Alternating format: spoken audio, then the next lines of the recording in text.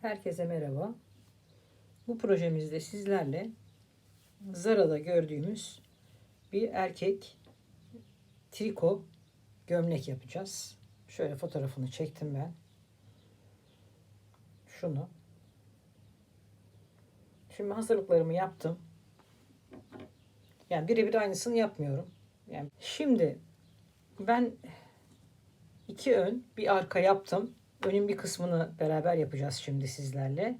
Bir de nasıl başladığımı göstereceğim. Size bu sefer beden ölçüsü vereceğim. Sayıdan bir M yapıyorum ben bunu. Kaç zincirden ziyade beden ölçüsü vereceğim. M'e erkek M bedenine uygun yaptım.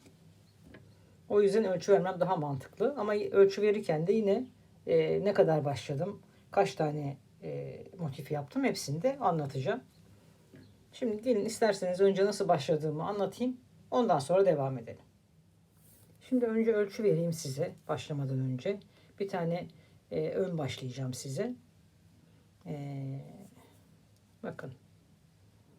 Önümün bedeni şöyle ölçeyim. 32 santim. Bu 32 santim bedeni, ön bedenin bir tanesini 15 tane motifle, kutucukla tamamlamışım. Bu 15 motifi yapmak için de şurada bir zincire 3 tane ile başlıyoruz. 3 tane ikili trabzan yapıyoruz. 2 atlıyoruz. 3 tane aynı zincire ikili trabzan yapıyoruz. 2 tane atlıyoruz. Üçüncüye 3 tane ikili trabzan yapıyoruz şeklinde gidiyor. Zincir çekerek başlıyoruz. 1 2 tane de fazla çekiyorum. Ve ilk kutucuğumu buraya yapacağım. İlk motifimin 3 tanelik ikili trabzanımı. 2 tane oldu. 1 2. Aynı boşluğa bir tane daha yapıyorum. 3. Şimdi ilk başlangıcımda aralara birer tane zincir koyacağım. Alt taraf sonradan üst taraf biraz daha bollaşıyor. Ya da benim elim bol. O yüzden şu alt tarafta zincir çektiğimin ilk bölümünde bir tane zincir çekiyorum. Sonradan 1 2 atlıyorum. Üçüncüye bir ikili trabzan. Aynı boşluğa bir tane daha.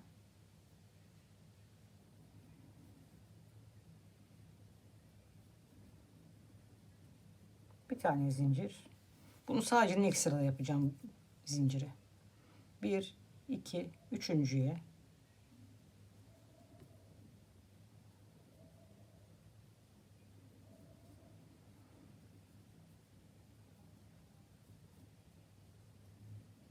bir zincir. 1 2 üçüncüye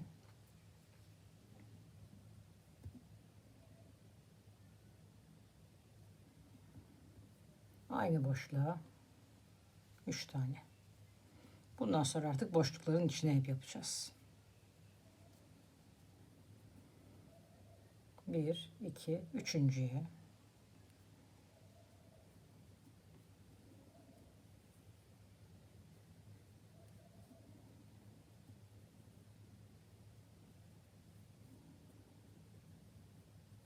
bir iki üçüncüye bu şekilde en beden için ben 15 tane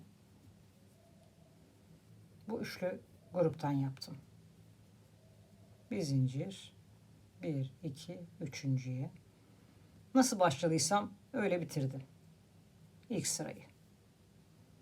Bundan sonra da bir dolu bir boş olarak devam edecek başlar ve sonlar. Bakın nasıl başladıysam öyle bitirdim. Şimdi bu ön bedenim olsaydı 15 tane bu kutucuktan yapacaktım. Arka bedenimi yapıyor olsaydım da 30 tane yapacaktım. Göstereceğim sonradan size. Şimdi 1 2 3 bir tane dönüş için çekiyorum. Şurası darsatmasın diye. İlk sırada 4 tane çekiyorum zincir. Şurada bunu atlıyorum. Dolu gördüğümüz yere atlıyoruz. Boşluğun içine 3 tane.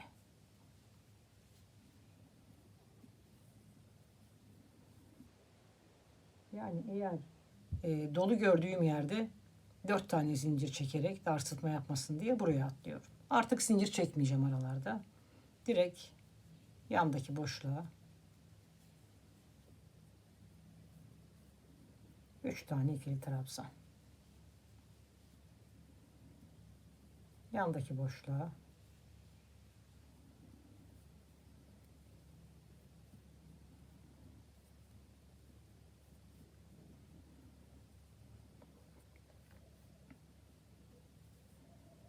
şimdi sonuna kadar böyle devam edelim.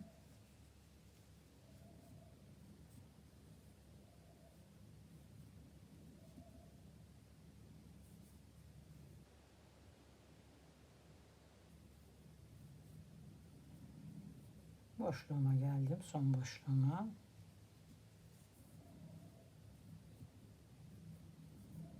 Ve başlangıcıma bir tane ikili trabzan yapıyorum. En baştaki ikili trabzanımdan şöyle 3'te çıktığım ikili trabzan yapıyorum. Neden? Bu dar sıtmasın buraları diye. Bakın gördüğünüz gibi iki başta boşluk oldu. Bir dolu bir boş. Şimdi 1, 2, 3 tane çekiyorum. Neden? Çünkü burayı dolduracağım. İlkini yaptım. İkincisini boşluğuna. Bir tane daha aynı boşluğa. 3 tane ikili trabzanımı yapmış oldum aynı yere. Şimdi yandaki boşluğa geçiyorum. Bakın bu şekilde boyunuz istediğiniz yere gelene kadar devam edeceğiz. Ne kadar yaptığımı da boyunu onu da söyleyeceğim size.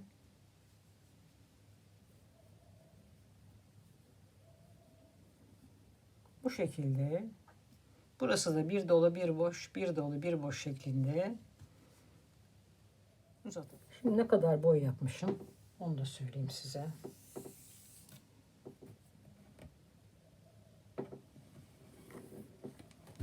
Tam gösteremiyorum ama şuradan bir saniye ben kendim ölçeyim size söyleyeyim. 70 santim. Boyu 1, 2, 3, 4, 5, 6 diye sayıyoruz. 50 sıra yapmışım. Şimdi önümüzü 50 sıra yaptım. Ve bütün parçalarım hazır. 2 ön, bir arka.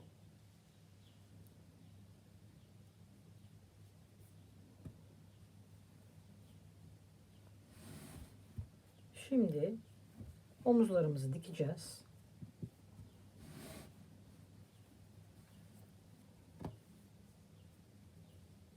Omuzlarımızı şimdi ona kadar dikeceğimi söyleyeceğim size. Dikeceğiz. Şimdi burada dikkat edeceğimiz şey başlangıçlarımız, yani nasıl başladık? Onlar altta olacak başladığımız yerler. Ki görselde bir değişiklik olmasın. Başlayalım. Şimdi ben iğne iplikle dikeceğim.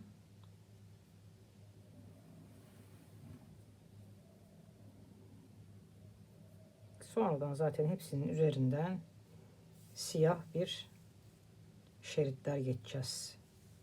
Tüm bedenimizde belirli yerlere. Onunla ilgili de birkaç çalışma yaptım. Bu şekilde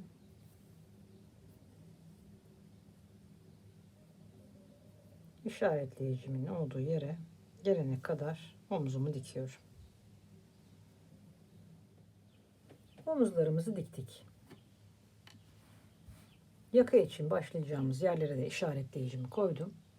Şimdi buradan ikili trabzanlar yaparak aynı işlemleri dönerek buraya kadar geleceğim.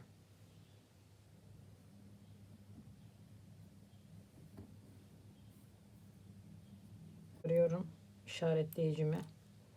Buraya bir tane ikili trabzan yaparak 3 tane zincir çekiyorum.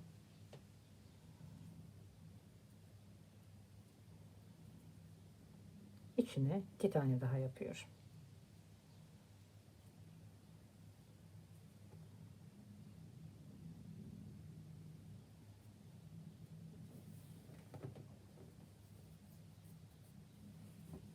Yine boşluklarımıza ikili trabzanlarımızı yapmaya devam ediyoruz.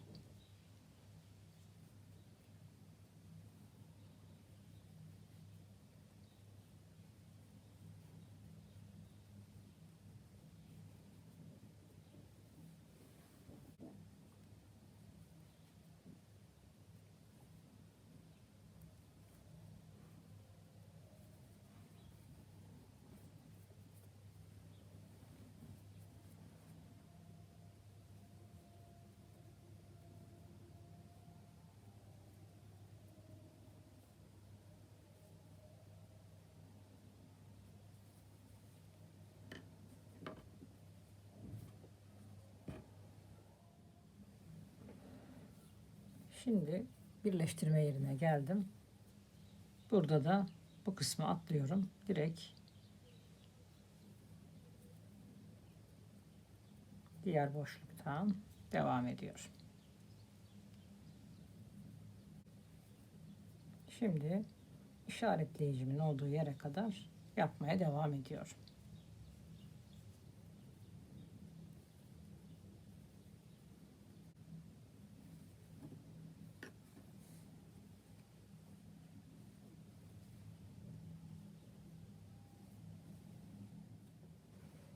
Şimdi yakamızı yaptım.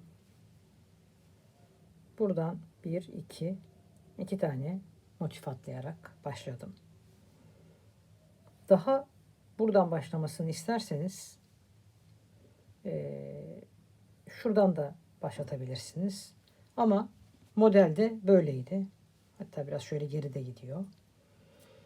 Şimdi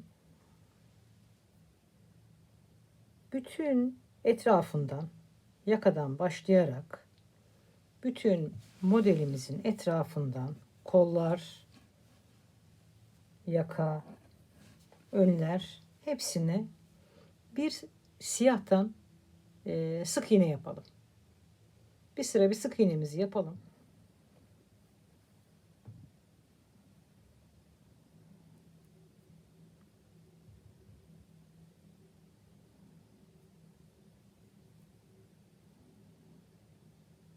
Bayağı ortalarına batarak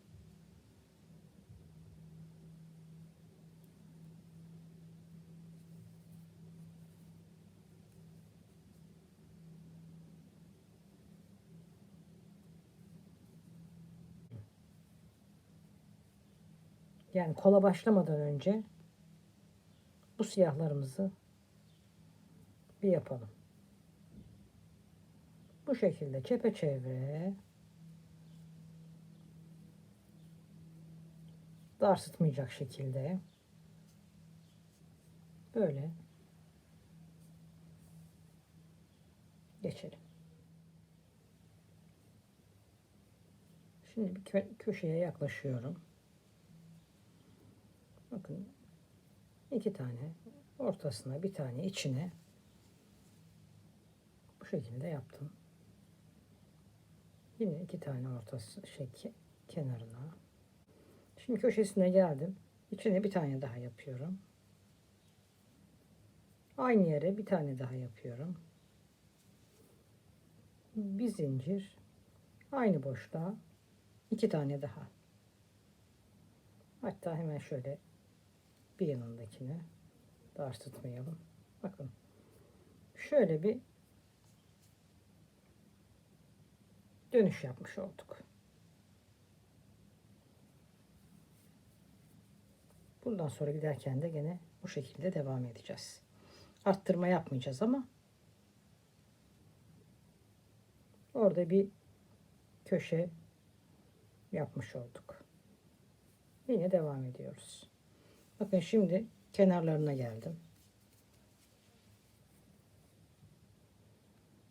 Boşluğuna batıyorum. İçine batıyorum.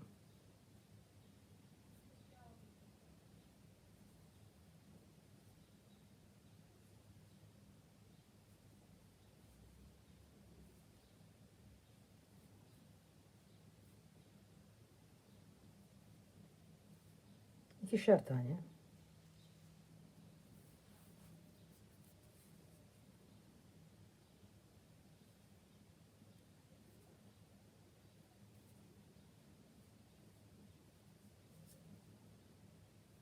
Bu şekilde.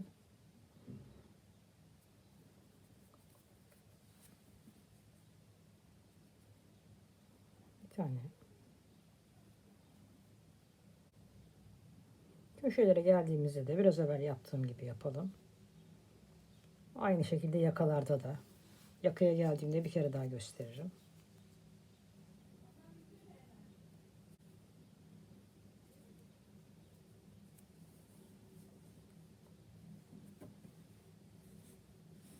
Bu şekilde devam edelim.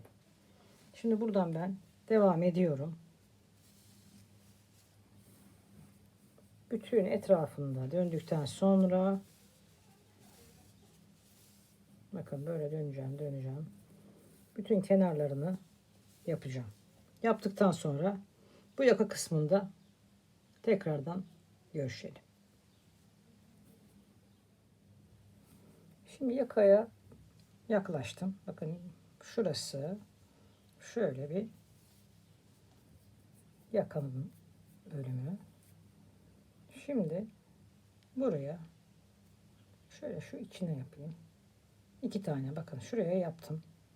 Tam köşenin dibine bir tane yaptım. Bir tane daha yaptım.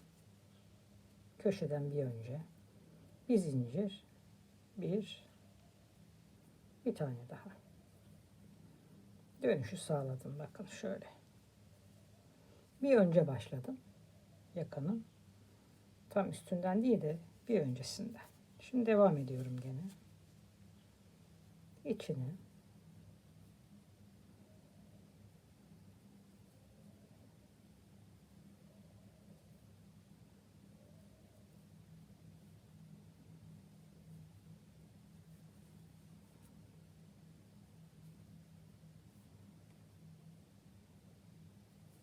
şuraya geldim.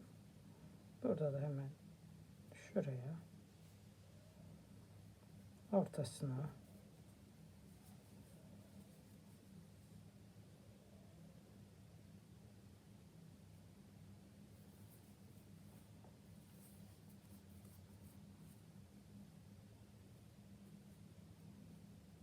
devam ediyorum.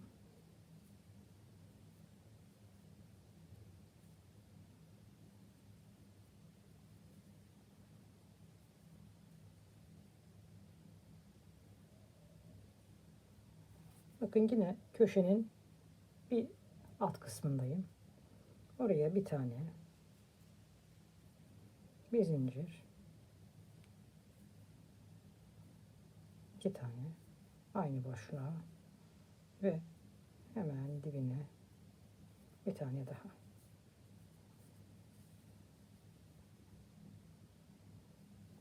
Bu şekilde. Şimdi bu tur tamamlandıktan sonra bir turda tekli trabzan yapacağım. Yani bir sık iğne ile başladım. Bir turda tekli trabzan yapacağım. Bütün bedenin kenarlarına birleştirmeden önce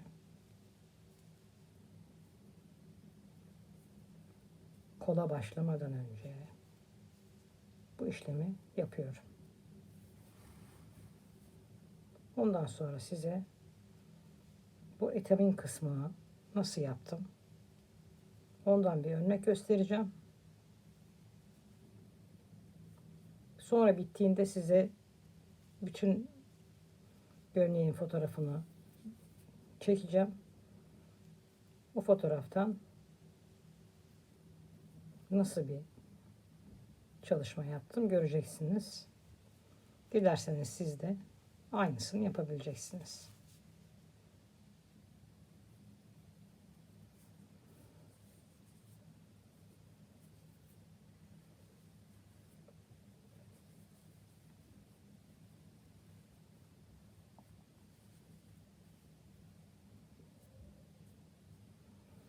Şimdi bu şekilde bitirelim.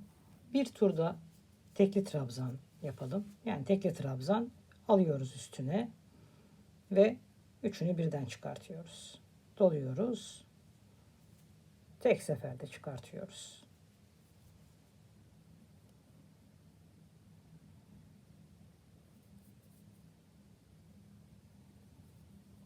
Sık iğnelerimiz bitsin. Tekli trabzanlarımız bitsin. Kollardan başlayalım.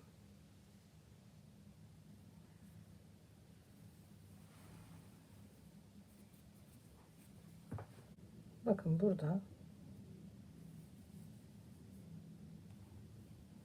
zaten tam köşe denk gelmiş. O yüzden tam içine 2 tane bir zincir, aynı boşluğa 2 tane daha ve devam ediyorum. Bu şekilde ikili trabzanlarımızı tamamlayalım. Şeylerimizi tamamlayalım, sık iğnelerimizi. Sonradan da bir sırada tekli trabzan yapalım. Buradaki etamin gibi olan kısmını yapalım sizle. 2, 3, 4, 5, 6.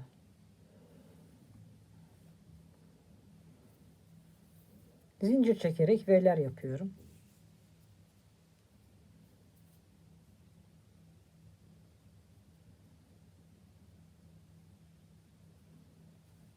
Şimdi şurada 1, 2, 3, 4, 5, 6.'ya yapayım. Üstteki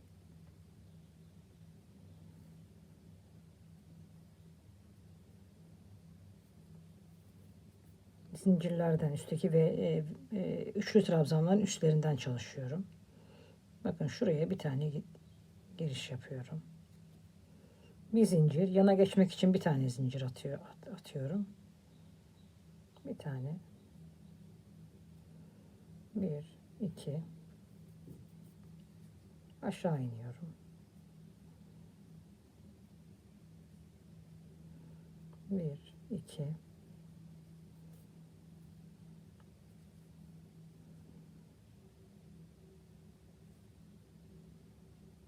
Yana geçiyorum.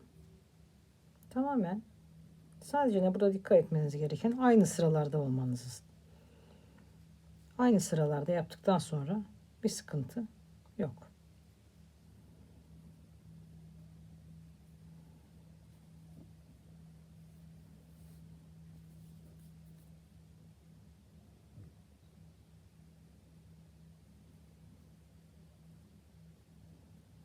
Ona geçmek için bir tane. Aşağı iniyorum. Bakın şu sıraya iniyorum tekrardan.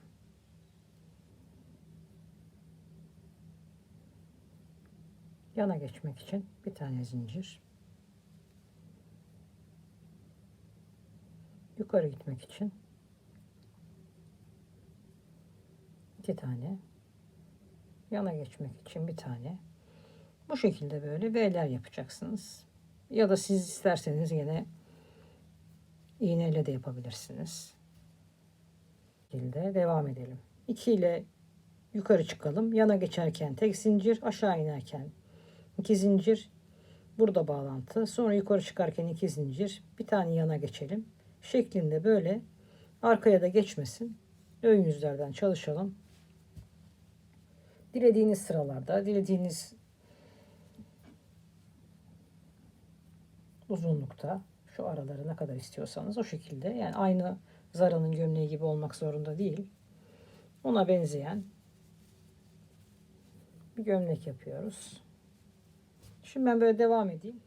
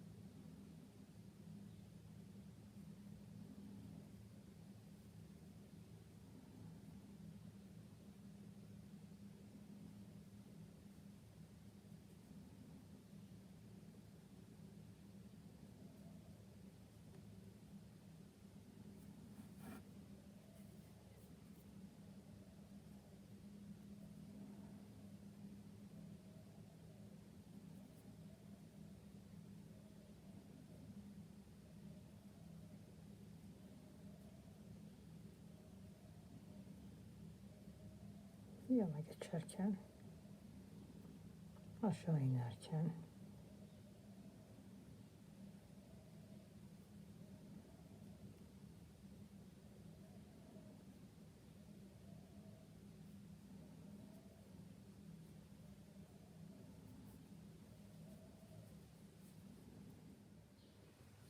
şimdi kolları işaretlerini koydum. Buradan itibaren şimdi şu siyahın buradan itibaren kol yapmaya başlayacağım.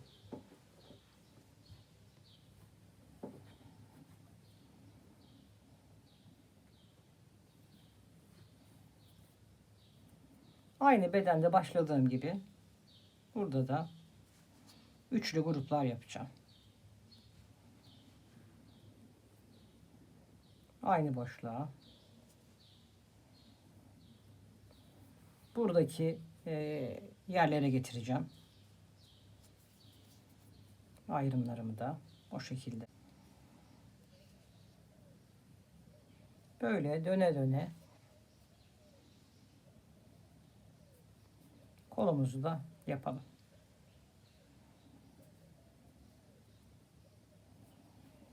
Bir, iki, üçüncüye. Bu da gene yarım kollu olacak. Siz de istediğiniz uzunlukta yapabilirsiniz. Bitirdik.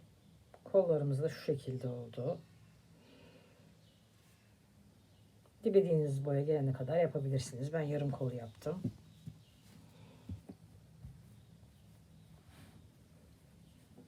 Şu kenarlarına da şimdi siyah bir tane dikeceğim kenarlarına. Ben bu kadar yaptım. Daha fazla Zara'nınkinde tabii daha değişik bir model vardı. Ben öyle yapmadım. Ben bu şekilde yaptım. Bir projemizin daha sonuna geldik. Yapacaklara şimdiden kolay gelsin. Fotoğrafını göndereceğim size. Çekeceğim, nasıl olduğunu da başında ve sonunda göreceksiniz. Yapacaklara şimdiden kolay gelsin. Başka projelerde görüşmek üzere.